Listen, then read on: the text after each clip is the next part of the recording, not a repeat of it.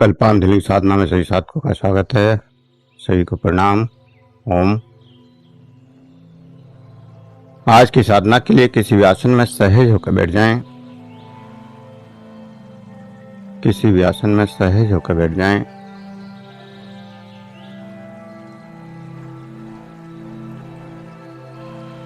आंखें कोमलता से बंद। हाथों को ज्ञान मुद्रा में रखें। कमर गर्दन सीधी और सहज हो जाएं। सहज सांसों के साथ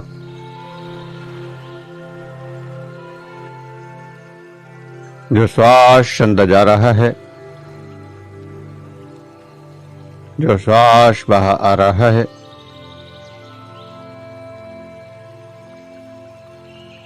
उन श्वासों के साथ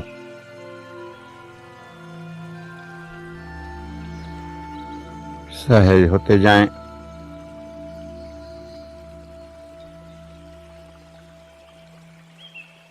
अनंत गहराइयों में डूबते चले जाएं।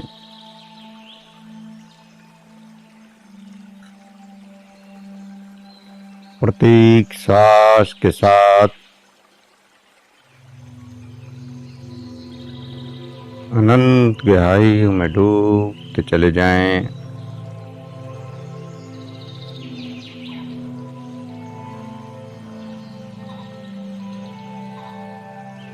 और जो ऊर्जा, जो एनर्जी जागृत हो रही है, वह ऊर्जा पूरे शरीर में विस्तृत होती चली जाए। शरीर का रोम रोम इस ऊर्जा से भरता चला जाए।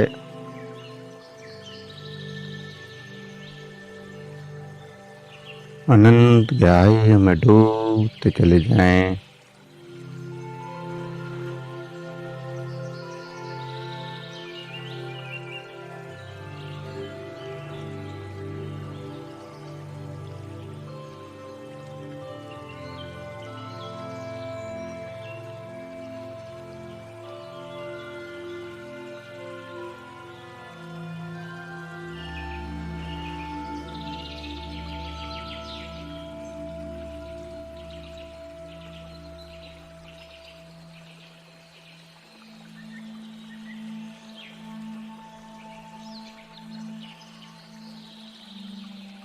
अनंत गहराइयों में डूबते चले जाएं।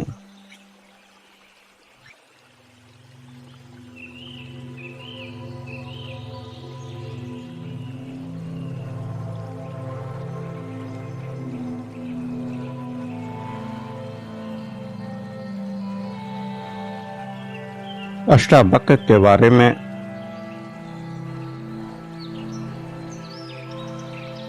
एक घटना का और जिक्र मिलता है।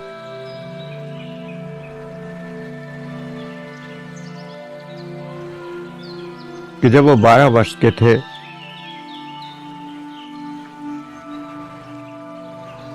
तो राजा जनक ने शास्त्रार्थ रचा। पूरे देश के बड़े बड़े पंडित वहां इकट्ठे हुए। अष्टावक्र के पिता भी उस विवाद में पहुंचे।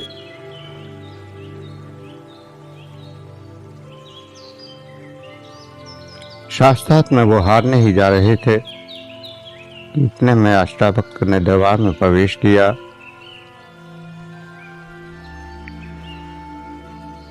उनके टेढ़े मेढ़े शरीर को देखकर वहां सभी खिलखिलाकर हंसने लगे। उनको देखकर अष्टावक्र भी हंसने लगे। जनक ने पूछा कि बेटा तू क्यों हंसता है? तो उन्होंने कहा कि इन चमारों की सभा में सत्य का निर्णय हो रहा है।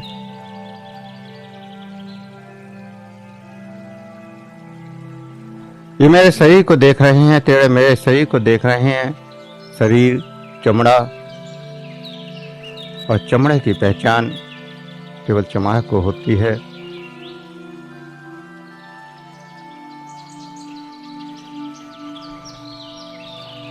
मंदिर के टेढ़ा होने से आकाश टेढ़ा नहीं होता। घड़े के आग टूट जाने पर आकाश टूटता नहीं है। मेरा शरीर टेढ़ा मेरा है, लेकिन मैं तो नहीं हूं। मेरे अंदर जो बसा है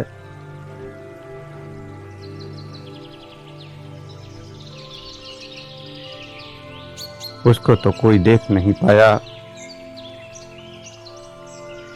और इस शरीर को यहां देखा गया।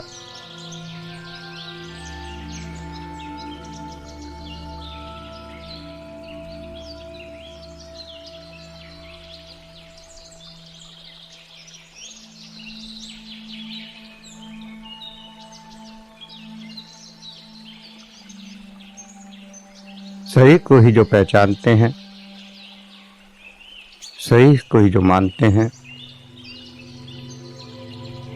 वो इस आत्मा को, इस चेतना को कहाँ पहचान पाते हैं।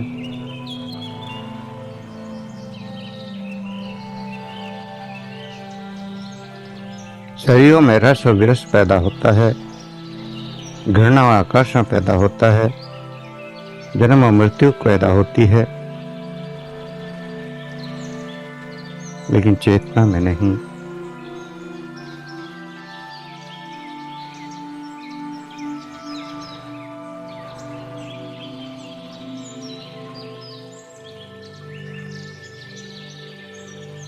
राजा ने उन्हें स्वयं सिंहासन पर बैठाया।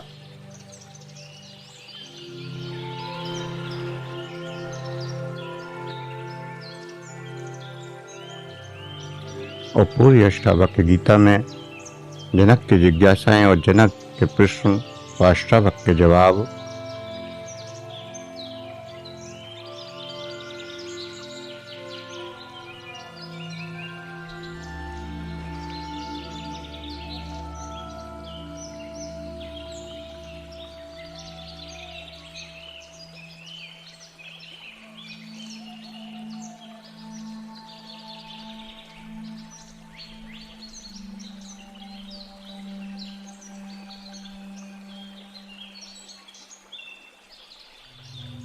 परमात्मा के लिए कोई प्रमाण नहीं है, जैसे प्रेम के लिए कोई प्रमाण नहीं है, सौंदर्य के लिए कोई प्रमाण नहीं है। अगर वृक्ष सुंदर है, आप कहते हैं कि ये सुंदर है, तो देखने की दृष्टि भी चाहिए। अगर परमात्मा को जानना है तो उसको देखने की दृष्टि चाहिए। शब्दों से उसको नहीं देखा जा सकता, शब्दों से उसको नहीं जाना जा सकता।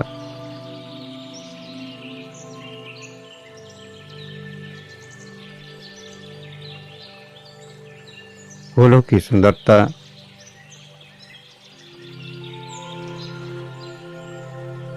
वही देख सकता है जिसको सुंदरता का देखने का ज्ञान हो। ऐसे प्रेम भी वही पहचान सकता है जिसके हृदय में प्रेम का ज्ञान हो। और परमात्मा तो सारे संसार का सौंदर्य, सारे संसार का प्रेम इकट्ठा नाम है।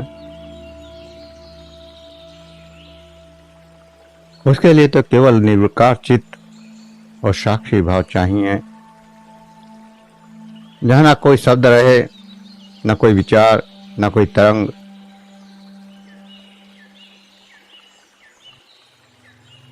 मन और चित्त का दर्पण पूर्णतः शुद्ध हो जाए।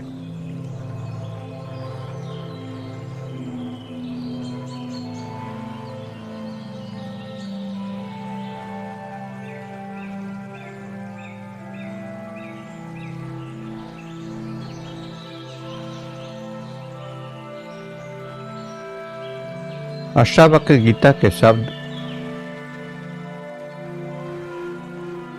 अगर चेतना ग्रहण कर ले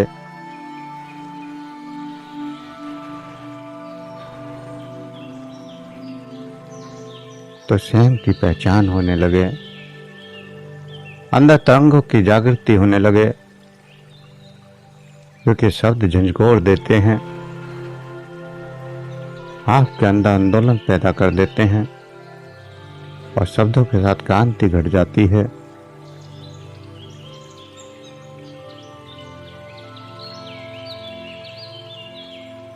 जनक ने कहा कि प्रभु पुरुष ज्ञान को कैसे प्राप्त होता है और मुक्ति कैसे होगी, वैराग्य कैसे प्राप्त होगा।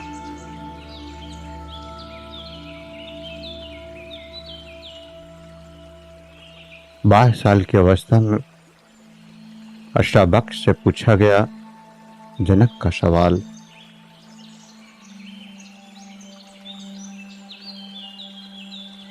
कि पुरुष ज्ञान को कैसे प्राप्त होगा, मुक्ति कैसे होगी, वैराग्य कैसे प्राप्त होगा।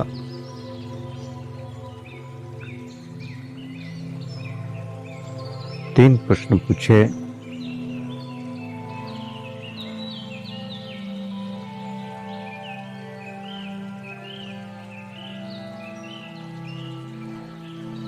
ज्ञान तो किताबों में भरा है, लेकिन वो ज्ञान नहीं है।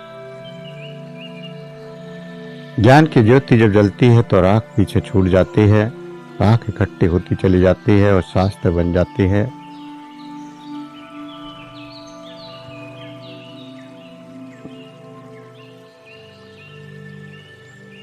वेदों को, शास्त्रों को संत महात्माओं ने अपनी आत्मा में जलाया,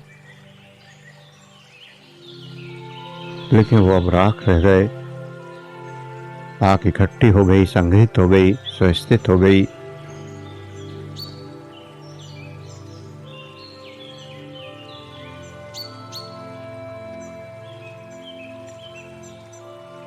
आदमी मर जाता है, मृत्यु को प्राप्त हो जाता है, राख को इकट्ठा कर लेते हैं और फूल कहते हैं।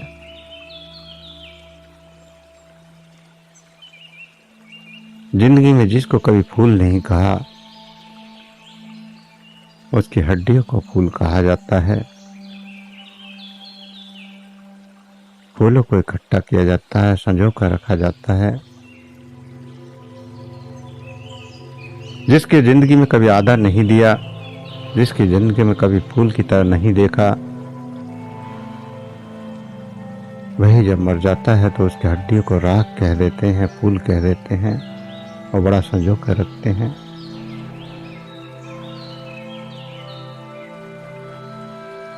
ऐसे ही जब कोई ज्ञान बांटता है, कोई बुद्धत्व को प्राप्त होता है, तो उसको कोई नहीं सुनता। कितने बड़े बड़े संत पास से होकर गुजर जाते हैं।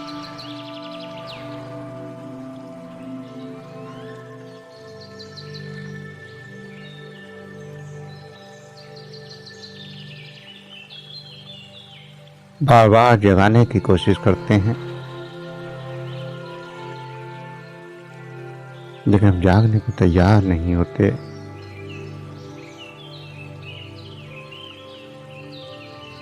एक स्वप्न में हमेशा जीना अच्छा लगता है।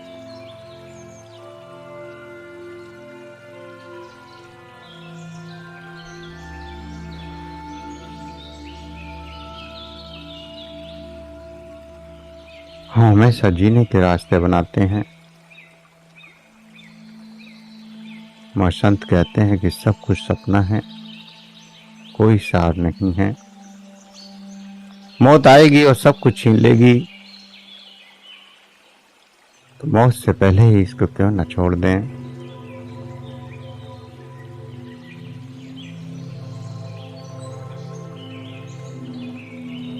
लेकिन उस समय कोई नहीं सुनता। बार बार संत महात्मा चिल्लाते रहते हैं, लेकिन कोई स्वीकार नहीं करता। लेकिन जब वही मृत्यु के प्राप्त हो जाते हैं तो उनकी समाधियों पर फूल चढ़ाए जाते हैं, बड़े बड़े मेले लगाए जाते हैं।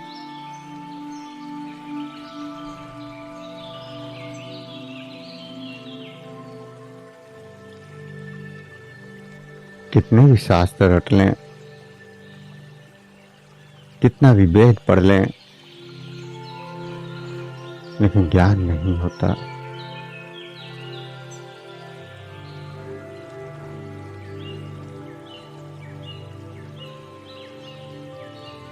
जनक ने पूछा, कैसे ज्ञान होगा, कैसे मुक्ति होगी? क्योंकि जिसको हम ज्ञान कहते हैं वह तो ज्ञान बांध देता है, उलझा देता है जीवन के कष्टों में, जीवन के दुखों में। तो मुक्ति कहाँ हुई? ज्ञान तो वह है जो आपको मुक्त कर दे जीवन के सभी दुखों से।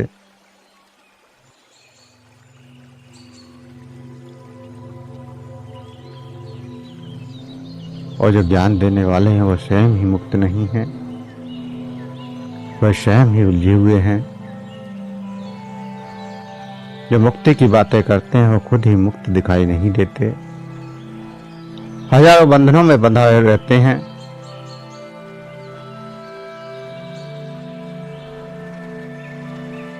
एक सामान्य आदमी की तुलना में संत कई गुना ज्यादा बंधे हुए मालूम पड़ते हैं।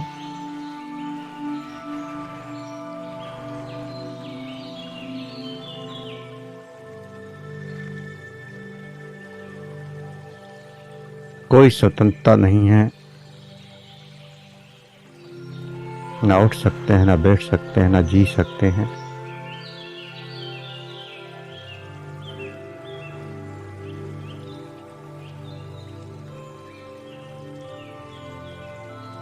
कभी समाज की चिंता,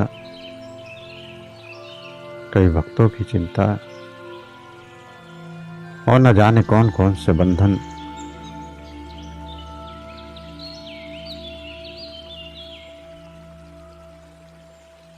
तो संत तो वही है जो सारे बंधनों का त्याग कर दे। न आदर की चिंता, न सम्मान की चिंता, न मुक्ति की चिंता। समाज क्या कहेगा, दुनिया क्या कहेगी,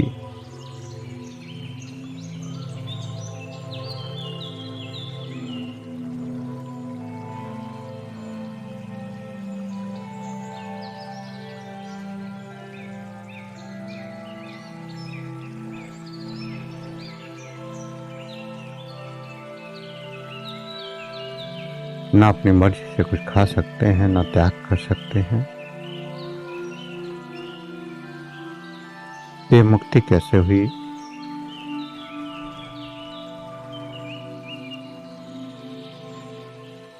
तो जनक ने कहा कि मुक्ति कैसे होती है, उस ज्ञान को मुझे दें।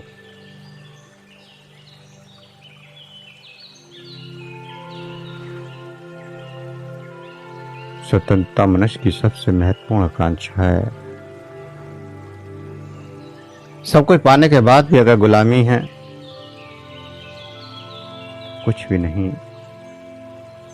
मनुष्य हमेशा चाहता है खुला आकाश जिसकी कोई सीमा ना हो।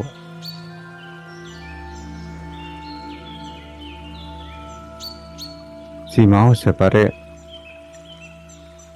जहां कोई बंधन ना हो। उस अनंत से परे, जहां तक आपका मन जाता हो, बुद्धि जाती हो। मन और बुद्धि से परे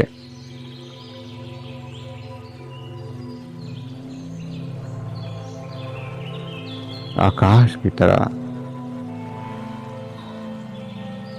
जहां कोई सीमा न बांध सके। इसी को परमात्मा की इच्छा कहें या मोक्ष की इच्छा कहें या मुक्ति की इच्छा कहें।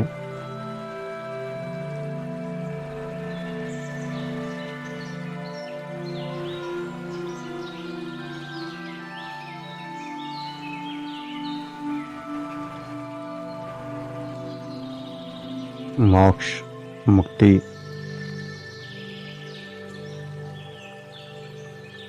ऐसी परम स्वतंत्रता जहां कोई बंधन ना हो। तो कैसे होगी मुक्ति, कैसे होगा वैराग्य?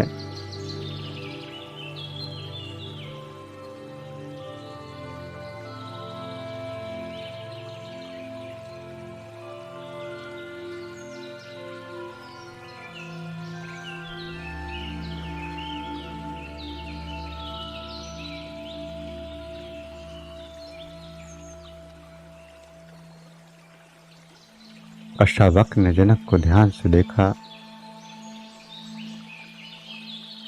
कि सवाल पूछने वाले ने पूछा क्यों है।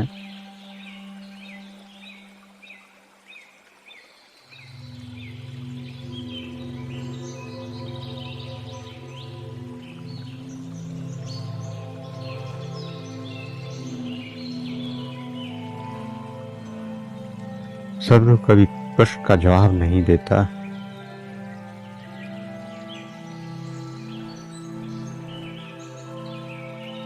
प्रश्न के पीछे आपकी इच्छा क्या है? प्रश्न क्यों पूछ रहे हैं?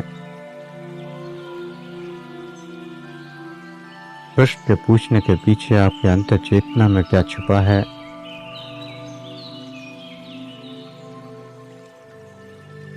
इसकी कोशिश होती है, क्योंकि अगर जान लिया कि पीछे की इच्छा क्या है, तभी उत्तर मिल सकता है, या तभी उत्तर गहरी चेतना में प्रवेश कर सकता है।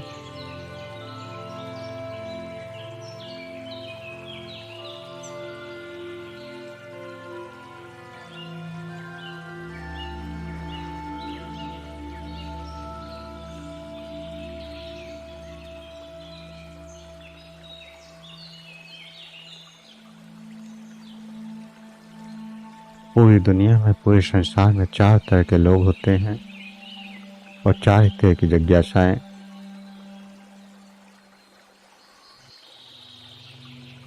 ज्ञानी व्यक्ति,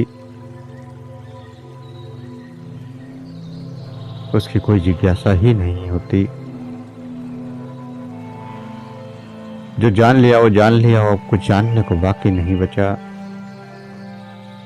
चित्त निर्मल हो गया, शांत हो गया, विश्राम में आ गए।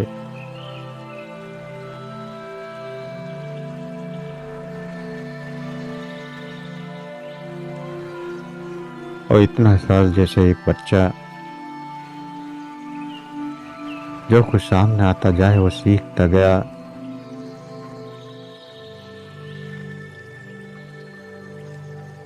जितना सरल, इतना निष्कपट कि अंदर के सारे द्वार खुल जाते हैं। सूर्य का प्रकाश अंदर आए, वो कोई दस्तक न देनी पड़े। ऐसे ही परमात्मा जब अंदर प्रवेश करे तो आपके हृदय के द्वार, मस्तिष्क के द्वार, चेतना के द्वार खुले हों।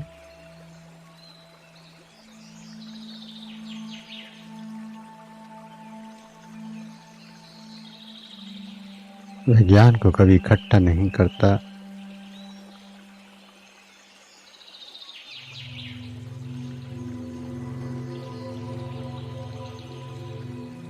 कुछ जानने के लिए पहले से कोई निश्चित नहीं है।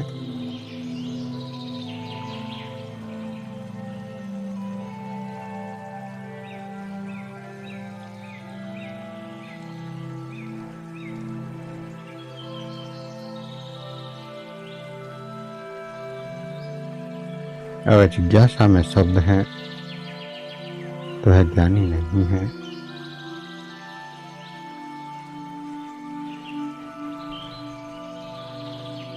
ज्ञानी तो हमेशा निःशब्द होता है।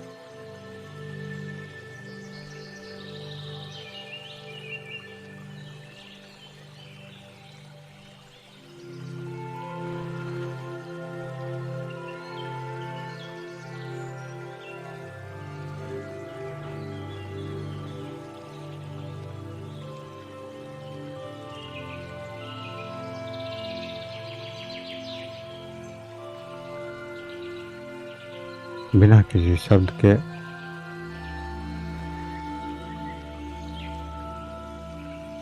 जो जिज्ञासाएं उठती हैं, अनंत गहराई में प्रवेश हो जाता है।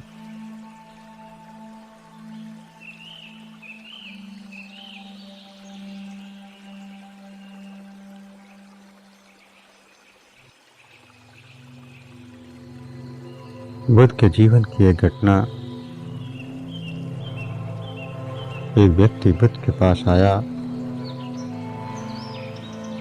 बोला कि मेरे पास शब्द नहीं है कि मैं क्या पूछूं। मैं नहीं जानता कि मैं क्या जानना चाहता हूं। आपको जो समझ हो वो कह दें। ये ज्ञानी की जिज्ञासा है।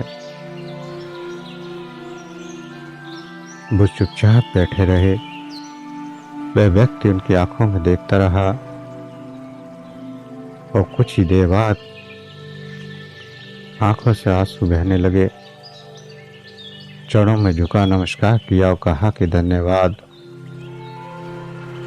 मैं जो लेने आया था वह मुझे मिल गया, और उठकर चला गया। हंसता गाता नाचता हुआ वो चला गया। शिक्षक को बड़ी हैरानी हुई।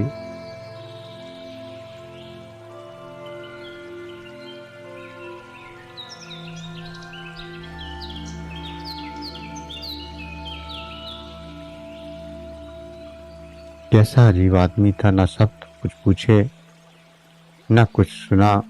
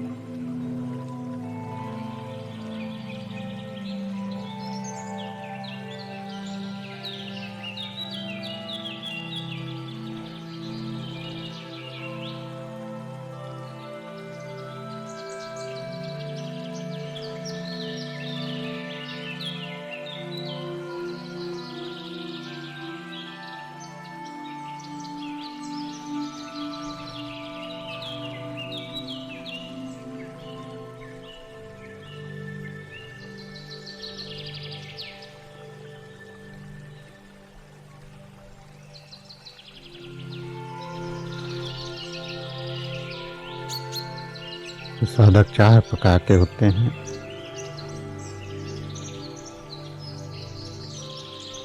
एक तो सुन सुनकर जिद्दी हो जाते हैं, कितना भी कहो कुछ नहीं करते। एक सुनकर थोड़ा सा आगे बढ़ते हैं और फिर रुक जाते हैं।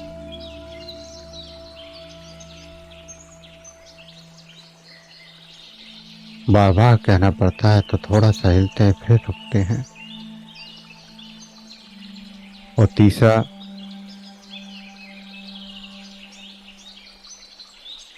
उनको कहने की भी जरूरत नहीं पड़ती, देख कर समझ जाते हैं।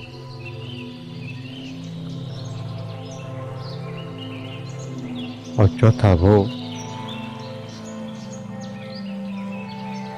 ना उसे देखने की जरूरत है, ना सुनने की जरूरत है, ना कहने की जरूरत है।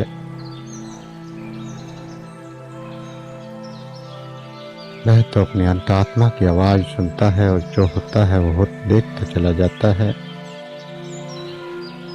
ना कुछ करने की चाह, ना कोई बदलने की चाह, ना सुनने की चाह।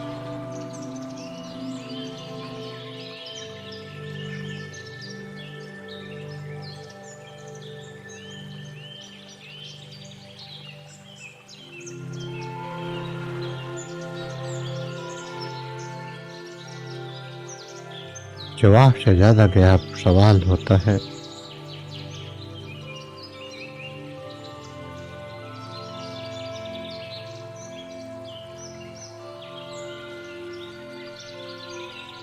और जवाब वही दिया जाता है जो साधक की जरूरत हो।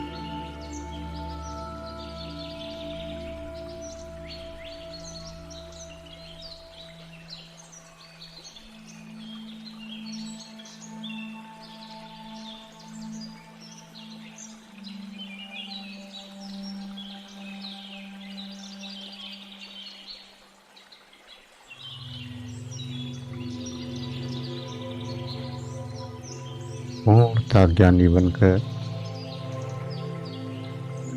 ना कुछ करने की चाह, ना कोई जिज्ञासा, ना कोई सवाल, ना कोई जवाब,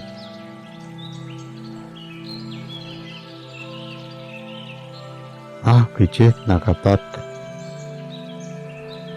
आपकी आत्मा का पथ,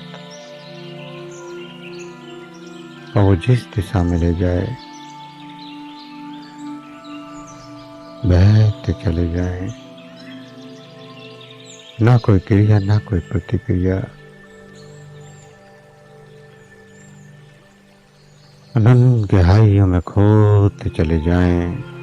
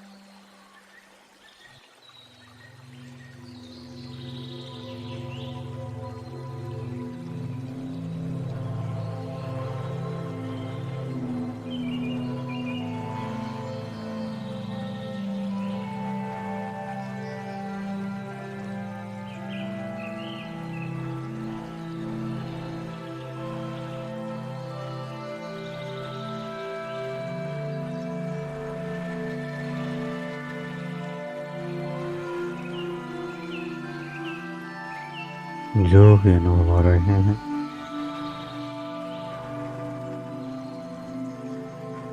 जो भी एहसास हो रहे हैं उन अनुभवों को एहसासों को महसूस करते हुए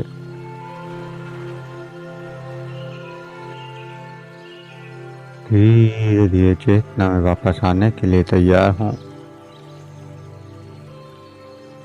शरीर का एहसास, सांसों का एहसास,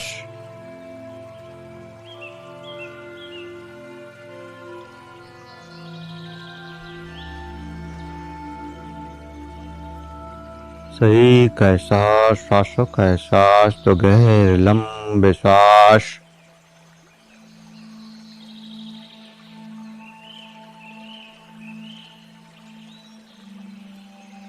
हाथों की उंगलियों में हलचल करें, हथेलियों को रब करें, गर्म करें।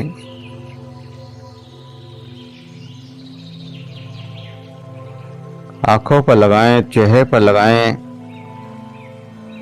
और धीरे धीरे आंखें खोलते हुए चेतना में वापस आ जाएं।